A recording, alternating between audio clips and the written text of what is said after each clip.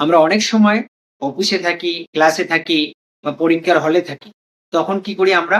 ইউরিনকে বা প্রস্রাবকে চেপে ধরে থাকি। এটা কিন্তু একটা খারাপ বদ অভ্যাস।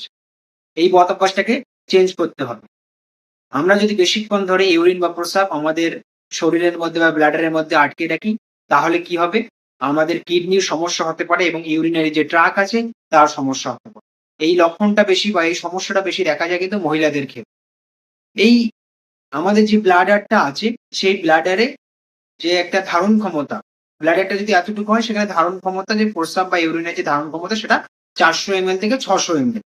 সাধারণত আমাদেরকে ইউরিনের চাপ দেয় বা প্রস্রাবের চাপ দেয় যখন ২০০ থেকে ৩০০ এমএল এর মধ্যে ইউরিন আমাদের ব্লাডারে জমা হয়। তো আমরা নিয়মিত যদি এরকম করতে থাকি, ইউরিনকে চেপে রেখে থাকি এবং অনেকক্ষণ পরে ইউরিন ত্যাগ করি, তখন কিন্তু আমাদের কিডনি ড্যামেজ হতে পারে এবং ইউরিনারি ট্রাক ইনফেকশন হতে পারে।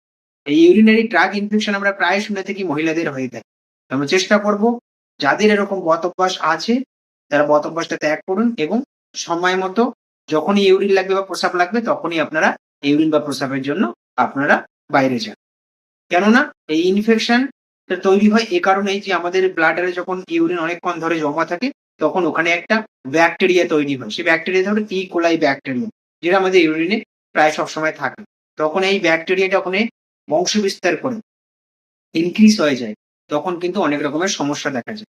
বিশেষ করে এই লক্ষণটা বা এই রোগটা দেখা যায় মহিলাদের ক্ষেত্রে। আমরা চেষ্টা করব এই সমস্ত বদ অভ্যাসগুলো ত্যাগ করার। সুস্থ থাকবেন, ভালো থাকবেন। ভালো লাগলে